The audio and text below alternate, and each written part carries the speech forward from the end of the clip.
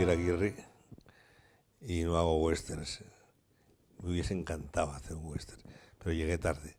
Llegué tarde porque ya cuando aquí se estaban haciendo bastantes western, llegó un momento en que de repente se dio un hachazo y no se hicieron más. Que yo realmente, ¿cuándo empecé? Pues en cierto modo a los 7 días de mi nacimiento, porque mi madre era aficionadísima al cine, aficionadísima al teatro también, a la música, etcétera. Y entonces yo recuerdo que me dijo, cuando te llevé al cine la primera vez, eh, te daba la teta en el cine.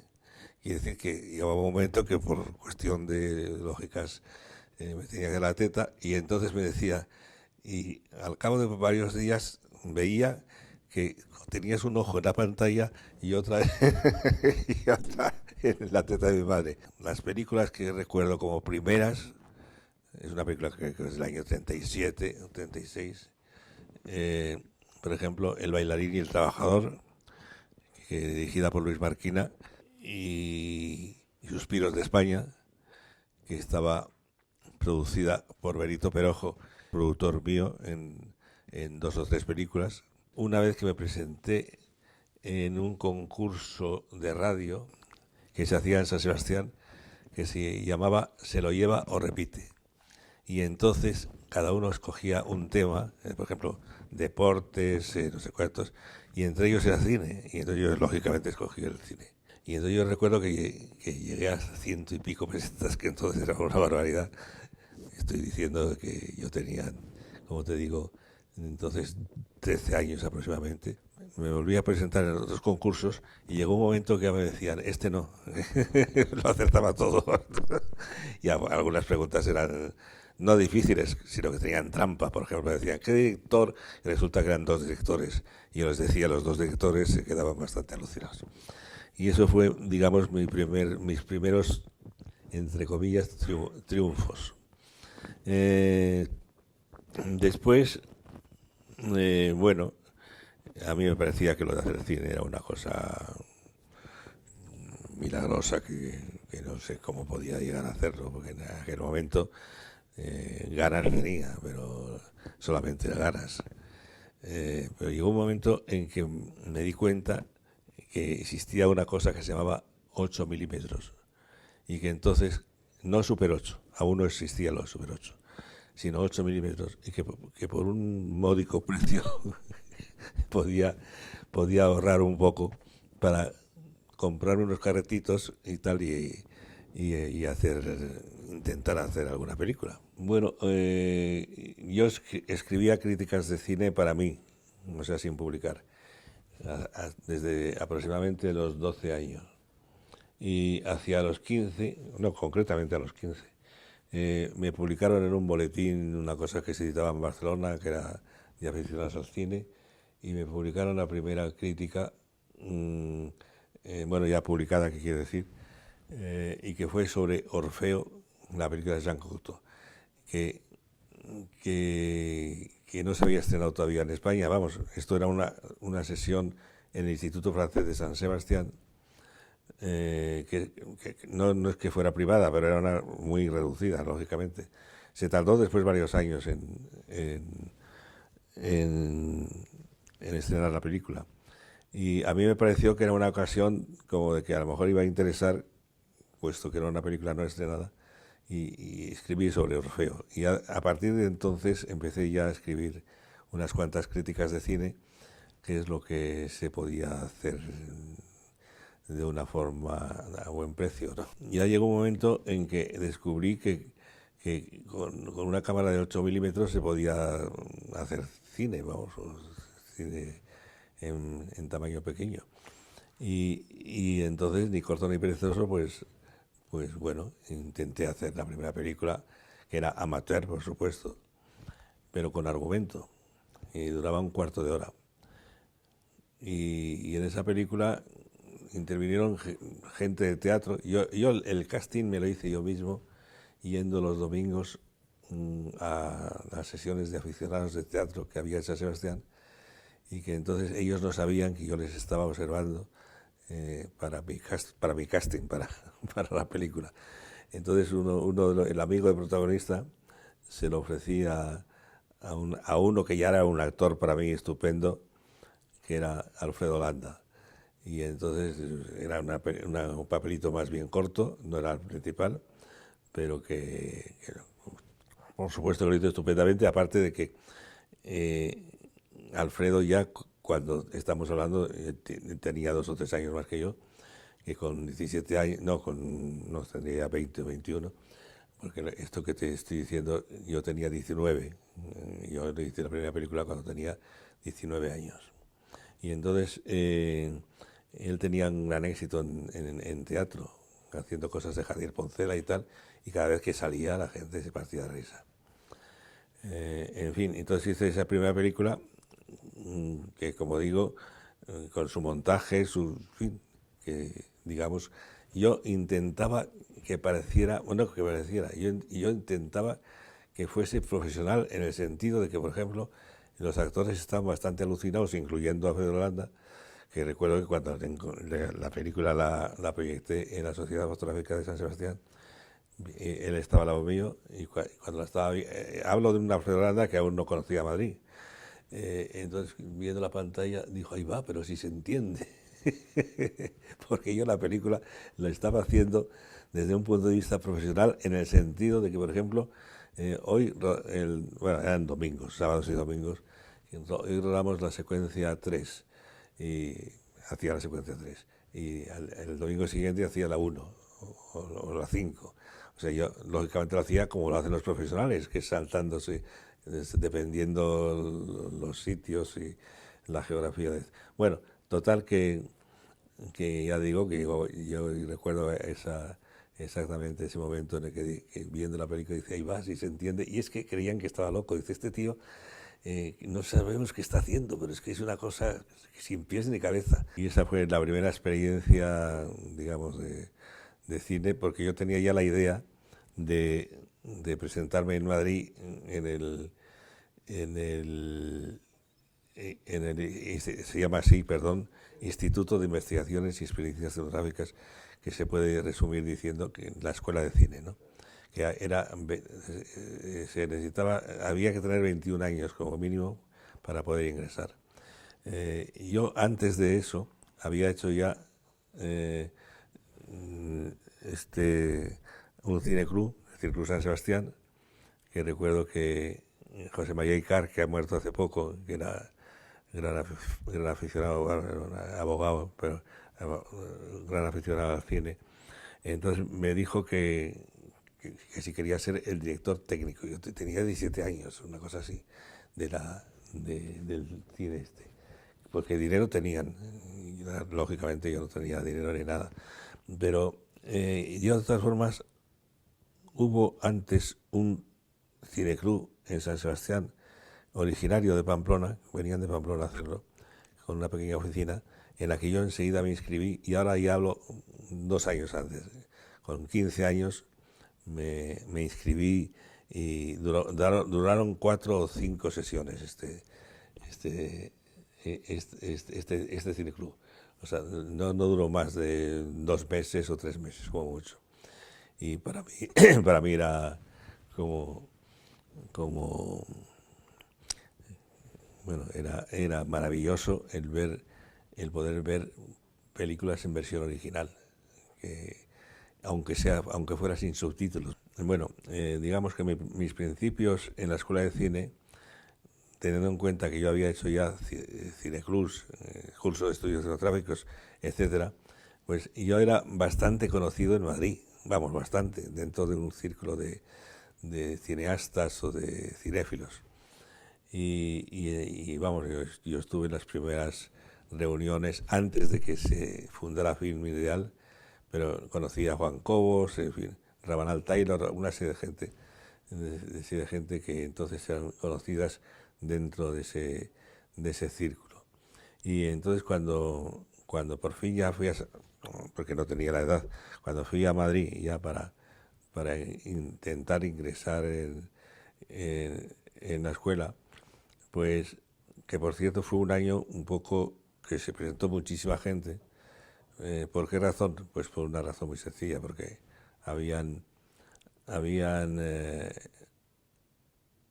tenido en Venecia y creo que Cannes también, sendos premios Bardem y Berlanga con sus primeras películas.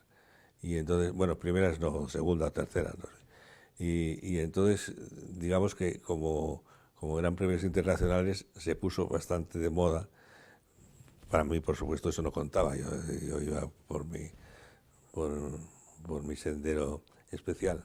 Entonces, se presentaron 100 y pico. Y bueno, yo, digamos, en los exámenes, yo veía que no me llamaban a mí, vamos, que iban llamando a todo el mundo y al final me quedé solo. Como conocía a Maeso, que también había dirigido películas, y a Serrano Erasmo no lo conocía, pero que bueno, que era profesor de la Escuela de Cine también, y entonces me llamaron, se sonrieron un poco, se miraron entre ellos y dijo Serrano Erasmo, este es Javier Aguirre. entonces, bueno, hicieron así como diciendo, venga, esta trayectoria y que encima me dan al poco, ¿no?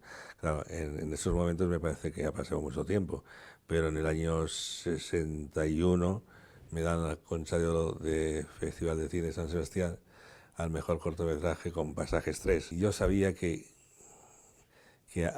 Pasajes 3 le había gustado mucho a determinada gente, por ejemplo, a Gonzalo Sebastián de Erice, que después se dedicó, es que había otra gente que se ha dedicado al cine, pero muy poco, han resistido poco, diríamos. Y a Gonzalo Sebastián de Erice le encantó la película y entonces escribió sobre la película. Pero entonces me pareció que iba a haber, que no podía ser todo favorable. Entonces yo sabía que a Mario Camus y a cierta camarilla de entonces no les había gustado mucho la película porque no estaba en la moda de entonces del cine directamente político y todo esto, ¿no? Y yo iba por mi cuenta y riesgo. Claro, llevaba varios documentales, cortometrajes entonces hechos ya. Y España Insólita, como habían sido premiados bastantes de mis cortometrajes, el más principal, lógicamente, la Concha de Oro, entonces hubo un productor que me propuso hacer documental pero largo sobre España en general, y que también era un hombre que tenía mucho dinero, había ganado mucho dinero con el cine, y entonces recuerdo que hizo paralelamente España Insólita y al mismo tiempo El Señor de la Salle con Mel Ferrer, una superproducción tremenda. Claro, mi película comparada con esa superproducción era barata, pero sin embargo cara para lo que era un documental. Y entonces estuvimos por España desde marzo hasta octubre, recorriendo toda España de arriba abajo, de este a oeste, e incluso islas. Bueno, y entonces la película, para mí, digamos que no es que fuera un antes y un después, porque realmente era, sí, en el sentido de que era mi primer largometraje, en ese sentido sí. Pero a partir de entonces, claro, algunos me dijeron, es que esto tiene difícil salida porque no vas a estar haciendo largometrajes sobre toda la vida haciendo esa línea. Yo no pensaba hacer esa línea ni mucho menos, es decir, que yo al documental llegué por no casualidad, pero porque era la forma más susceptible de llegar en el sentido económico y en el sentido de que el corto, por ejemplo, efectivamente es la libertad, en el sentido de que hay, no, o sea, no había, por lo menos, y creo que ahora pasa lo mismo, no había cortos comerciales y cortos que no lo fueran, sino el corto era una cosa tan marginal, a pesar de que en algún momento fue obligatorio su proyección, tan marginal que no que no importaba hacerlo comercial o no. Ten en cuenta una cosa, que antes de hacer España Insólita, en el año 60, mi primer corto, y el 61 fue el que me dieron la Concha de Oro, pero estaba haciendo ya cosas experimentales. Tiempo 2, que fue mi primer corto en el año 60, Era un corto que transcurría en una playa del norte, idealizada en el sentido de que cogí varias playas para hacer con ellas una sola. Y entonces, por una parte iba el sonido y por otra la imagen. La imagen era lo contrario del sonido y el sonido lo contrario de la imagen. Entonces, eso yo ya empecé, digamos, experimental. Entonces, esto es lo que me dijeron, bueno, no hacía falta que me lo dijeran, yo lo sabía, que no era un camino. La decisión de un camino de cine comercial, porque pensé que si me paso al cine comercial va a ser con todas sus consecuencias. O sea, que digamos, no templaba gaitas, por decirlo de alguna manera. Y en fin, esa película pues fue un exitazo tremendo. Ya me empezaron a clasificar. Cuando hice los documentales decían, no, que en el documental está muy bien, pero ya veremos cuando pase al largo. Y después en el largo decían, no, hombre, claro, es un musical. Digamos que buscaban disculpas. Después ya, al final ya me clasificaron como un director de cine infantil, que también, o sea, que también lo soy. Bueno, que quiere decir que siempre se buscaban disculpas de según lo que hicieras, ¿no? Y yo, muy bien, pues muy bien. A mí la verdad que el director general entonces, que acabamos de inaugurar la democracia, me llamó a su despacho para decirme, oye, que esta es la primera S que clasificamos, pero que no es por motivos, digamos, eróticos, por decirlo de alguna manera, sino que es por motivos políticos. O sea que, en Vida Perra lo que pasa es que ya es una película de ficción, pero una película que en el fondo una película experimental, o sea, con un solo personaje, una película de hora y media, pues entonces hay que tener bastante valor para hacerla. Pero claro, fue un propósito mío, porque Esperanza no es que no quisiera hacerlo, pero es que le asustaba mucho y, en fin, había muchos problemas con Esperanza a la hora. Estuvimos 3 meses intensos, digamos, todos los días ensayando, pero antes de eso habíamos hablado mucho de la película. Y entonces, pues, no, ya una vez que terminamos de ensayar, ya el hacerlo fue casi coser y cantar. Ya estaba todo preestablecido. Uno de los principales esfuerzos de Esperanza, que fueron muchos en la película, fueron en el momento de doblar, porque tenía que llevar la voz al estómago porque era importante que el actor que actuara con ella creyera que era un hombre. Quiere decir que, y entonces con la voz suya natural no podía ser. Entonces, pues bueno, pues hubo sus más y sus menos, porque ya no estaba muy conforme, pero llegó con la voz del mezclador, que el mezclador siempre es una voz que parece que viene de Dios, ¿no? Que es la voz que viene de la cabina. Y entonces que le dijo que, oye, que está muy bien, y como ella, digamos, era capaz de creer mucho más al colaborador que a mí. Pero fue muy duro el rodaje porque, por ejemplo, yo quería que cuando estábamos en la nieve, pues que se viera que había mucha nieve, es decir, que al andar había una dificultad para andar, por ejemplo. Y esto más o menos, pues creo que se consiguió. Y aparte de que ella, que es muy disciplinada, por ejemplo, estuvo antes del rodaje aprendiendo con la espada, y entonces la espada que es muy, muy pesada y yo quería, y ella también, de que fueran espadas de verdad, porque el esgrima es otra cosa mucho más espectacular, pero sin embargo más fácil. Hombre, para que el primero que además era fuerte, que era Concha de Oro, pues por cariño y por lo que significó en aquel momento, pues bueno, quizás ese. Pero de todas formas yo no le di importancia a los premios, porque cuando me lo dieron hubo alguien que me dijo, esto va a ser muy perjudicial para ti, y efectivamente lo fue. Aquí cada vez que te dan un premio, y esto les ha ocurrido a mucha gente, que en los Goya también creo que ocurre, muchos que les dan un Goya y están 2 años sin trabajar. Pero bueno, no, yo en ese aspecto del trabajo no puedo quejarme porque es una cuestión de inquietud. Bueno, pues sobre todo para los actores tengo una cosa muy clara, y es que cada actor es una persona y cada persona es distinta una de otra. Y que entonces no hay que emplear un método, sino muchos métodos y diferentes en la relación con los actores. Entonces hay algunos que son ideales. Por ejemplo, un actor ideal para dirigirle es Fernando Fernán Gómez. Y es que yo creo que esto, según la inteligencia de cada uno, y Fernando la tenía extrema, entonces él decía, yo a mí lo que me diga el director, y tenía razón porque dice, si hago algún fallo que, que sea de él, tenía razón.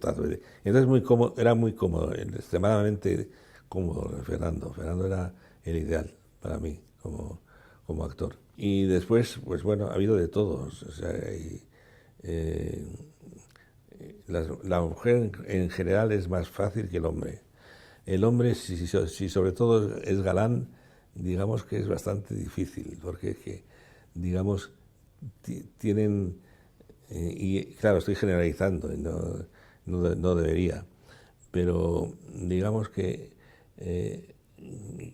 ese tópico de que la mujer engreída y tal, no, para engreídos los galanes. Los galanes, pero no todos, no todos. En fin.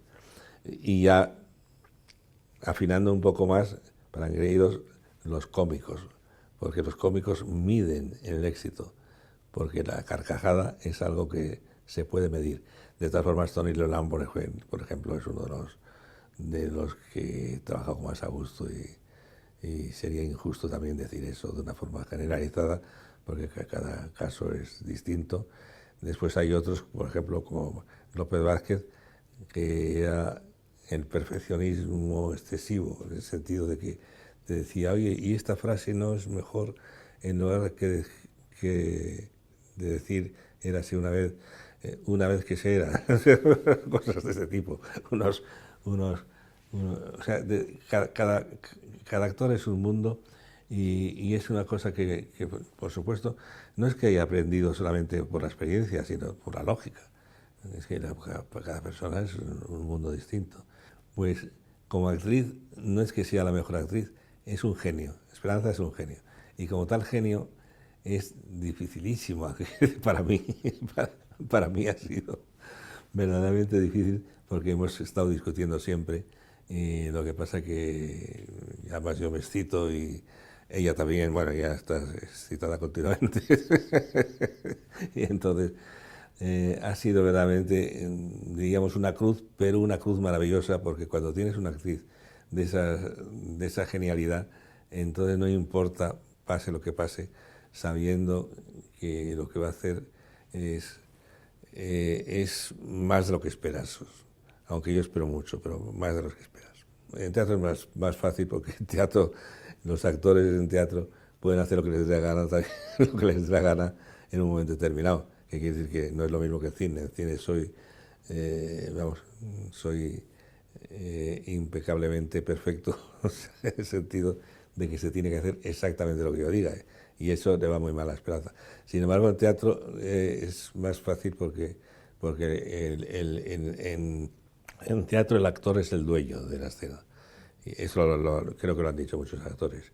Y en cambio en cine el dueño es el director, por decirlo de alguna manera. En el fondo tratan de lo mismo. Lo mismo es nada menos que lo más importante que creo que hay en el mundo. Es el tiempo y el espacio, o el espacio y el tiempo. Es un poco la base de nuestra existencia, de todo. Y entonces, bueno, la primera película mía se llamaba, mi primer corto, se llamaba Tiempo 2, o sea que no es casualidad. Y el largo que más me gusta, y que me parece que ahí me expreso de una forma total, es Cero Infinito, Cero barra Infinito. Entonces, en el fondo el anticine es un exceso de amor al cine. O sea, a mí el cine me ha parecido siempre tan importante, que me fastidiaba mucho que el cine no estuviera a la altura del arte. O sea, que el arte, por ejemplo, sobre todo hablo de los años 27, el surrealismo, el dadaísmo y todo esto, estaba en un estadio que el cine no alcanzaba a ello. Y yo, digamos que una de mis ansias es que ¿por qué no? ¿Por qué no? ¿Por qué no muchos de los experimentos que se hacen en arte se pueden también hacer en cine? Y esta ha sido una de mis obsesiones. Cuando se inauguró el cine, cuando empezó el cine, el 28 de diciembre de 1895, todas las artes, casi todas estaban ya evolucionadas o estaban en momentos en plena evolución, mientras que el cine todavía no había empezado a andar. Entonces eso tiene también su importancia a la hora de calibrar las diferencias entre unas artes y otras. Ahora, yo siempre para el cine siempre he querido lo mejor, lo más en extremo. No me conformaba con que... aparte de que es que una cosa es el cine... por ejemplo, en el cine abstracto se ha hecho muy poco. Y cosa que yo he querido hacer... yo he hecho muchas cosas abstractas precisamente porque así como en pintura y en otras artes, incluso novelas, incluso, o en poesía, se han hecho, en cambio en cine apenas se han hecho o se han hecho muy pocas. Lo más importante es que sigo queriendo hacer cosas, algunas las estoy haciendo, que sean radicalmente diferentes, no solamente a todo lo que se hace, sino a todo lo que yo he hecho. Sí. Yo sobre la objetividad, digamos que he hecho bastantes cosas. Primero una cosa que se llama Objetivo 40, y que se la hice en el año 68, creo que fue, 68-69, en la Puerta del Sol, y que es dejar la cámara para que ruede y yo no intervenir. Es decir, yo solamente intervengo en el ángulo y en la altura del trípode, en la altura que para mí quería que fuera humana, y se llamaba Objetivo 40 grados porque se supone que el objetivo de 40 grados es el más aproximado, que no es igual ni mucho menos, a la vista humana. Y esa fue mi primera experiencia en ese sentido. Después hice otra, más tarde, como 10 o 15 años más tarde, que se llamaba Gente / Personas, en el que era lo mismo, pero en un solo sitio, sino en varios sitios diferentes de Madrid. Entonces, un tercer estadio de esta misma idea fue cuando quise hacer, mejor dicho, estoy haciendo, y me falta poco, muy poco para terminar del todo, hacerlo en ciudades diferentes dentro del mundo, intentando abarcar los 5 continentes, ¿no? Y de los 5 continentes me falta nada más que uno, los otros están ya, digamos, rodados. Me falta uno que es África, y que lógicamente he cogido lo más, como tengo en principio, aunque Esperanza tiene mucho miedo, pero en fin, en principio tengo la presentación de Vida Perra al cabo de los años en la ciudad en la que se crió y nació el autor de la novela La Vida Perra de Juanito Narboni, que es Ángel Vázquez. Quieren hacerle un homenaje, y en ese homenaje quieren dar Vida Perra, y que yo y Esperanza, los dos, presentemos la película. Y en principio yo estoy de acuerdo. Ella me está un poco desanimando porque está un poco mediatizada por todo el problema de los aviones, de los secuestros y todas estas cosas, y tiene verdadero pánico. Y yo no tengo pánico, pero tengo miedo. Pero vamos, yo creo que la haré. O sea, y si no, pues como es una cosa tan sencilla, que simplemente es colocar la cámara objetivamente, dando las instrucciones necesarias para que sea, en que mi parte sea lo menos intervencionista posible, pues entonces hacer un plano en Tánger, y ya cubriría así los 5 continentes, porque los demás ya están hechos. La no intervención del autor, eso es lo más simple, eso lo he hecho ya, pero en cambio el movimiento, pero que no es movimiento, eso ya es más difícil. O sea, Cero Infinito es una película que todo el tiempo se está moviendo la cámara. Todo el tiempo, absolutamente todo. Pero nunca se ve ese movimiento. Entonces empieza en un puntito. Bueno, eso tuve una experiencia anterior que se llama Austero, y que es una película que se ha dado en muchos museos del mundo, y que es un poco el antecedente. pero Cero Infinito es la culminación de eso, porque cuando hice Use Zero, digamos que lo que quería hacer no se podía, porque no había todavía aparatos para poder hacerlo. Entonces, en ese sentido, yo me adelanté a los aparatos cinegráficos, o sea, a las trucas y todas esas cosas, porque no se podía hacer. Al cabo de unos años ya se podía hacer. Y yo lo he hecho en Cero Infinito. Hombre, la academia, que te la habrá contado Esperanza, somos fundadores. Nos llamó González Sinde para que fundáramos la academia. Pero yo desde entonces no he vuelto a... Es que a mí la cosa social no me va mucho, ¿no? Y entonces todo ese follón pues bueno, lo que pasa es que me parece importantísimo, es decir, me parece que es imprescindible. Quizás no me gusta el nombre, en fin, que muy hollywoodiense y todo esto, pero que me parece imprescindible porque además creo que ahora mismo están haciendo una labor que me parece imprescindible. Yo creo que soy entre los 5 o 10 directores de cine que más número de películas ha hecho en el cine español, me parece a mí. He hecho 50 más o menos.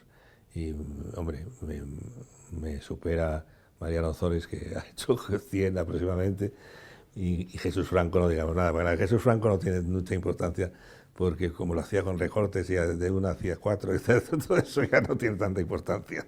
Pero bueno, pero sí, lo que es sí, digamos, la variedad de lo que yo he hecho sí es más difícil aproximarse a ello, porque yo creo que un director de cine o un artista en general es una gente que está un poco loca, pero como a mí me gusta entonces, me lo decían algunos compañeros puñeteros, quería decir, ser el primero de la clase, pues claro, en la locura también espero ser el primero de la clase. Y entonces mi locura es muy extraordinaria, ¿no?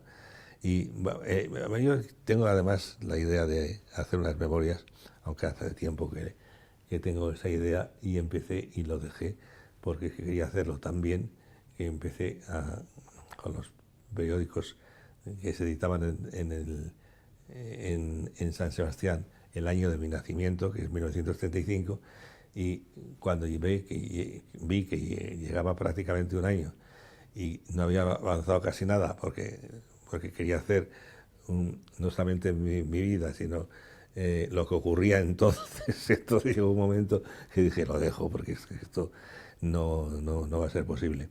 Y entonces, y ahora sigo teniendo la idea de dictarla, ¿no? De dictar una especie de memorias, porque puede ser interesante, porque siempre es un bicho raro el que ha hecho casi 100 películas.